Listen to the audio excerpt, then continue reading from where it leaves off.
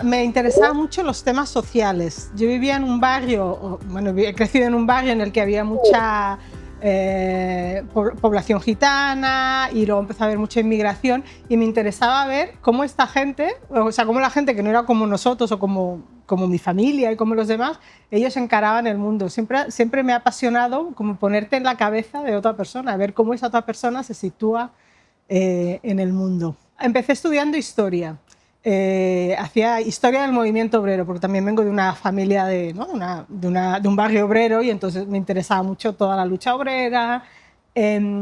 Y entonces fui a una clase, una vez en una asignatura optativa de antropología, había la Teresa San Román, una buena profesora, hablaba de los gitanos y cuando la escuché a ella yo pensé, esto es lo que yo quiero hacer. Yo quiero ser antropóloga, entender cómo las otras personas se sitúan en el mundo y cómo podemos llegar a como convivir cada uno viviendo desde su cultura.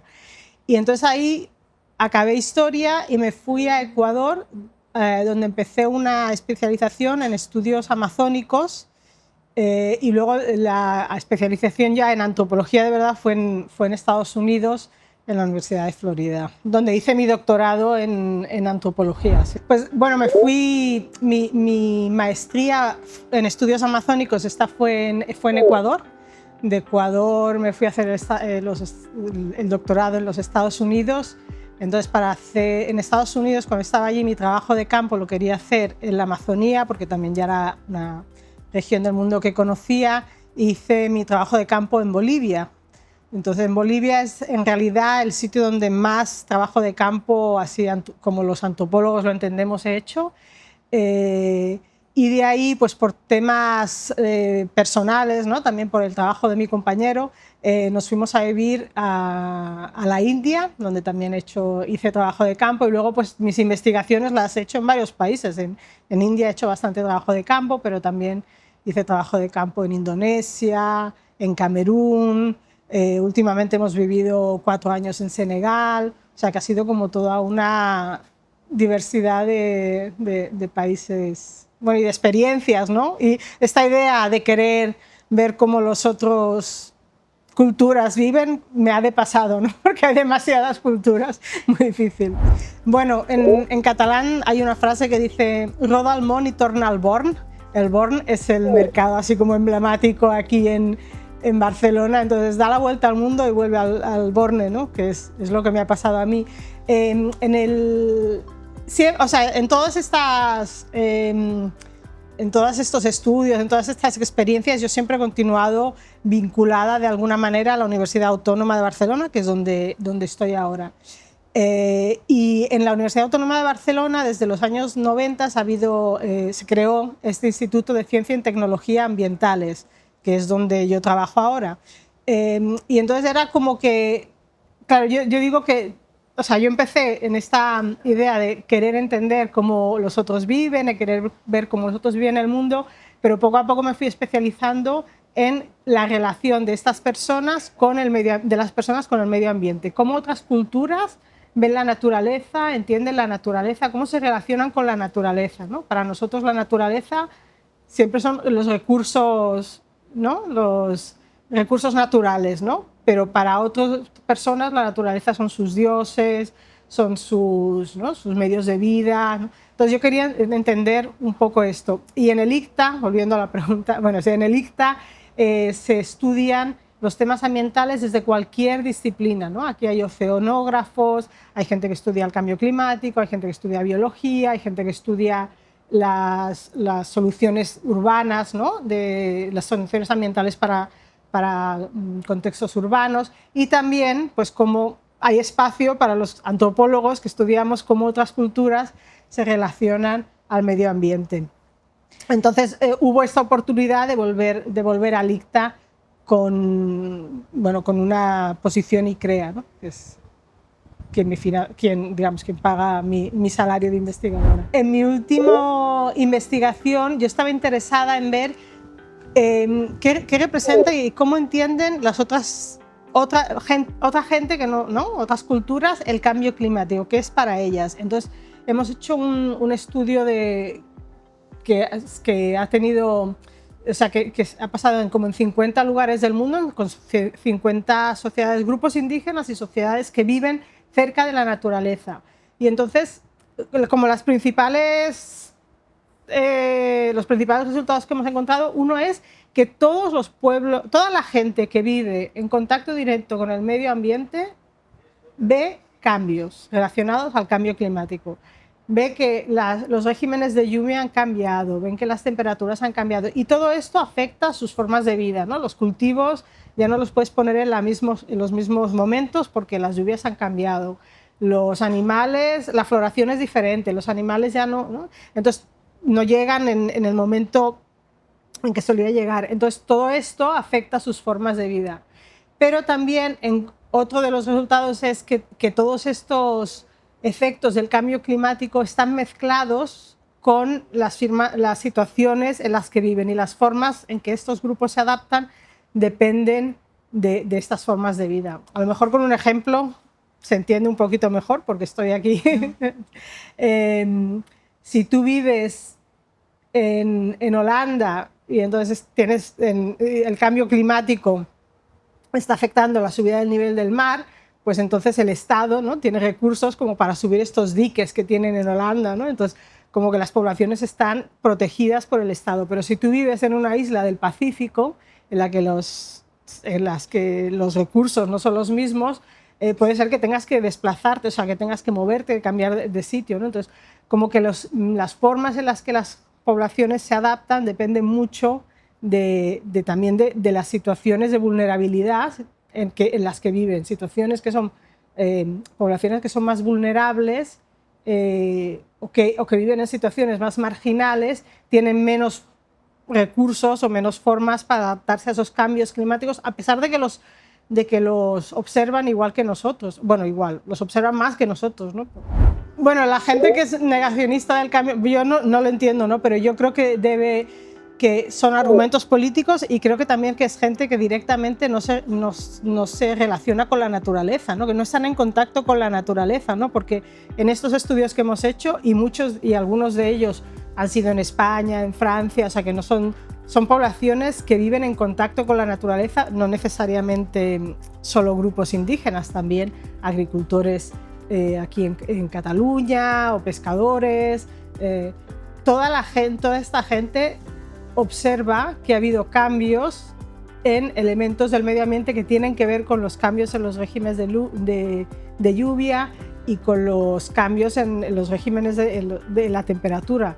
Entonces, yo creo que solo se puede negar esto si realmente no conoces la naturaleza en absoluto, porque toda la gente que vive en contacto con la naturaleza ha podido observar estos cambios. No, hay una degradación ambiental y esto también era muy interesante en nuestros estudios, es muy interesante porque la gente observa cómo la degradación ambiental tiene muchas causas que están imbrincadas. Por ejemplo, en unas entrevistas que estuvimos haciendo en Turkana con un grupo indígena que se llama los Dashana, les decíamos, entonces ahora llueve, o sea, ¿cuáles han sido los cambios en los regímenes de lluvia? ¿No? Decían, llueve menos y por eso podemos hacer menos agricultura, ¿no? Y ahora solo hacemos pastoralismo, antes tenían agricultura y los animales, ¿no?, el ganado, pero ahora no se puede hacer agricultura. Y decíamos, claro, porque llueve menos, ¿no? Y decía, sí, es verdad, llueve menos, pero también es verdad que han hecho unas represas en el río y entonces estas represas han cambiado y han desviado el agua de los ríos para caña de azúcar, para tener cultivos de caña de azúcar de grandes empresas. Entonces, claro, llega mucha menos agua al río. Entonces, no es solo que llueve menos, es que llueve menos y que ha habido una reestructuración del agua del río para las empresas. Entonces, están a la vez sometidos a unos cambios en el medio ambiente y a unos cambios en el sistema económico o en los sistemas de usos de la tierra, ¿no? Que hacen pues, que todavía los efectos de que llueve menos les afecten mucho más, ¿no? Entonces, o en Madagascar, por ejemplo, la gente nos hablaba muchísimo de la deforestación.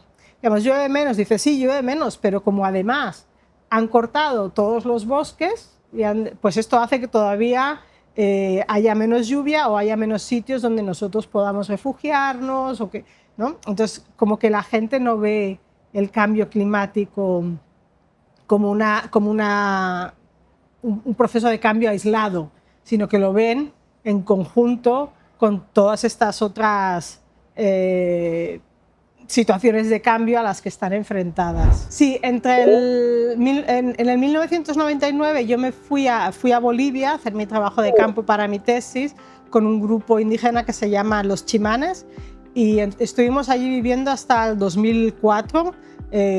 Primero yo, y luego vino mi compañero y luego pues tuvimos mis dos primeras hijas nacieron allí, nacieron en la ciudad, ¿no? Pero nacieron durante este periodo que estábamos allí. Y fue una etapa que realmente marcó nuestra vida personal y nuestra vida familiar, por supuesto también, y mi investigación académica, ¿no? Porque ahí esta idea que decía al principio de intentar ver cómo otra gente se relaciona con el medio ambiente, otra gente vive la vida, pues esto fue la encarnación de esa experiencia, ¿no? Entonces entender pues cómo una de las cosas que más nos marcó es esta idea de que la naturaleza no es un recurso, ¿no? Sino de que la naturaleza está ahí. Por ejemplo, ellos, los chimanes, antes de cortar un árbol, van y le van a cantar, porque el árbol tiene un dios, y este árbol, un dios o un espíritu que le protege. Entonces, tú no puedes ir a cortar un árbol simplemente, sino que tienes que ir y darle tus respetos a este árbol y decirle, mira, perdona, te tengo que cortar, o decirle al espíritu, tengo que cortar el árbol porque es que yo lo necesito porque tengo que hacer una canoa para ir a pescar y dar de comer a mi familia. No tengo nada contra ti, pero yo necesito el árbol. Entonces esto da la posibilidad al espíritu de ir a otro árbol y no enfadarse contigo, ¿no? Entonces, como que, o a lo mejor el árbol, o la piedra, ¿no? El otro recurso natural, o el otro elemento de la naturaleza, encarna en otras tribus, ¿no? Tu padre o tu madre al morir, su espíritu se va a encarnar en un, ¿no? En un tigre o en un elemento de la naturaleza. Entonces, claro, tú no puedes matar o cortar ese árbol porque hay un espíritu, entonces hay un espíritu, hay una relación con ese elemento. Entonces hay una relación mucho más, lo que quiero decir es que hay una relación mucho más horizontal, es casi como tu hermano puede ser el árbol, o tú, ¿no? Hay una relación de parentesco, de amistad. Los árboles grandes tienen espíritus que te pueden cuidar, que te pueden proteger, pero también te pueden hacer daño si tú no les abusas, ¿no? Si tú cortas los árboles simplemente pues, para quemarlo o sin ton ni son, pues el espíritu te puede castigar, o el espíritu que protege a los animales. Por ejemplo, en un caso en Bolivia, ¿no? Hubo un señor que tuvo un accidente muy grave porque había disparado con la flecha, ¿no? Había cazado un mono en un árbol y entonces se subió el mono no cayó y entonces él se subió al árbol y él se cayó y bueno, fue muy grave. Y yo le preguntaba, pero Martín, ¿por qué subiste a buscar al mono? Y dice, es que yo ya le había matado, entonces yo no, le había herido y es mi obligación recogerle y comérmelo, porque si yo mato un mono para comérmelo, pues está bien, porque yo lo necesito, pero matar sin ningún motivo, sin ton ni son, ¿no? Esto es malo, porque he matado, entonces el espíritu me puede castigar de alguna manera, voy a estar enfermo, ¿no? Entonces como que tienen una mentalidad, no es que no vayan a cazar, ¿no? A veces se dicen, los indígenas cazan y esto acaba con la biodiversidad. Bueno, cazan de una manera que es mucho más respetuosa porque cazan para alimentarse y esto lo hacemos todos los animales, de todos los seres vivos, tenemos que vivir de los otros seres vivos, ¿no? Entonces, en ese sentido es muy respetuoso y, bueno, y aprender a ver la naturaleza con esos ojos, ¿no? Que no es un recurso, ¿no? Que no es un recurso que está ahí para servirme a mí, sino que yo puedo utilizar las cosas de la naturaleza en tanto en cuanto las necesito para mi vida, pero abusarlas, ¿no? O extraerlas sin ningún, o matar, ¿no? O cortar árboles sin ningún sentido. Esto para los grupos indígenas es como, es tan abusivo, pues como que yo ahora, no sé, mate a alguien que está ahí porque me molesta, ¿no? No, esto no lo haría, no entra en nuestra cabeza, ¿no? Que una persona que está ahí me molesta la vaya a matar. Pero entonces, ¿por qué tienes que matar a una hormiga que está ahí porque te molesta, ¿no? Hay una frase de un líder amazónico que a mí me impacta mucho, que dijo, el cambio climático es la venganza de la naturaleza. Y entonces, claro, hay que entenderlo desde esta perspectiva, ¿no? Los grupos indígenas dicen, bueno, no podemos, también quiero decir que no podemos generalizar, hay muchos grupos indígenas que piensan de formas diferentes, pero sí que hay esta idea de que si tú no tratas a la naturaleza, los humanos y especialmente las sociedades occidentales, ¿no? Hemos entrado en unas dinámicas extractivas de la naturaleza, abusivas de la naturaleza, que creemos que estamos por encima de la naturaleza, no son nuestros hermanos, no tenemos ningún respeto, toda la naturaleza es extraer solo para nosotros, ¿no? Nuestros cultivos, nuestros animales, todo para los humanos. Entonces, esto no tiene ningún respeto con la naturaleza, mientras que sus culturas siempre han tenido una relación más de respeto, pues, ¿no? Las naturalezas tienen los espíritus, tu padre puede estar encarnado en un árbol, etc. Entonces, como nosotros estamos abusando, la naturaleza se está vengando de nosotros y su manera de vengarse pues es, por ejemplo, los chimanes dicen, pues si tú has cazado sin pedir permiso, el dios de los animales no va a soltar más animales para que puedan venir, se venga de ti, te castiga, ¿no? Y este líder indígena decía, el cambio climático es una venganza de la naturaleza y hasta que no aprendamos a respetarla, a tratarla con respeto, la naturaleza no va a responder, a volver a darnos toda la generosidad con la que hemos vivido hasta hace poco.